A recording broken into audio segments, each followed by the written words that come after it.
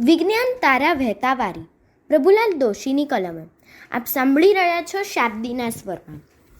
આપણે દોડીએ છીએ ત્યારે આપણને શ્વાસ કે હાંફ કેમ ચઢે છે?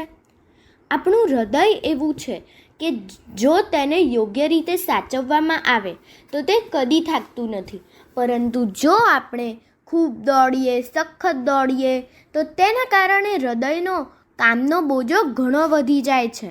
આપણે પૂરેપૂરા અથવા સારી રીતે તંદુરસ્ત હોઈએ ત્યાં સુધી આપણા હૃદયમાં ઘણી અનામત શક્તિઓનું સર્જન કરવાની અદ્ભુત ક્ષમતા રહેલી હોય છે.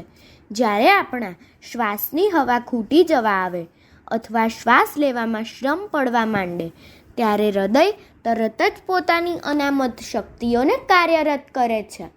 આવા પ્રસંગે આપણે ઝડપથી શ્વાસ લઈને બહાર હવા પ્રાપ્ત કરવી પડે છે.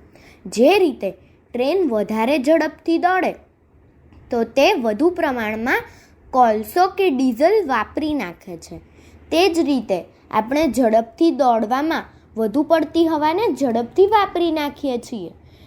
તેના કારણે આપણા શરીરના સ્નાયુઓને જે વધારાનો શ્રમ પડે છે તેના પરિણામે આપણા લોહીમાં ઝેરી તત્વો ભરાય છે. આ તત્વોને આપણા શરીરમાં સત્વરે બહાર કાઢવા જોઈએ. આવું દૂષિત રક્ત આપણા ફેફસામાંથી ઝડપથી ધસવા લાગે છે અને ત્યાં આપણે શ્વાસ વાટે જે ઓક્સિજન ગ્રહણ કરીએ છીએ તેની હૃદય મદદ મેળવે છે.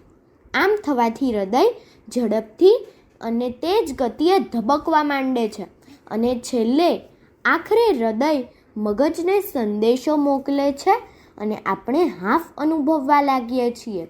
અસ્તુ.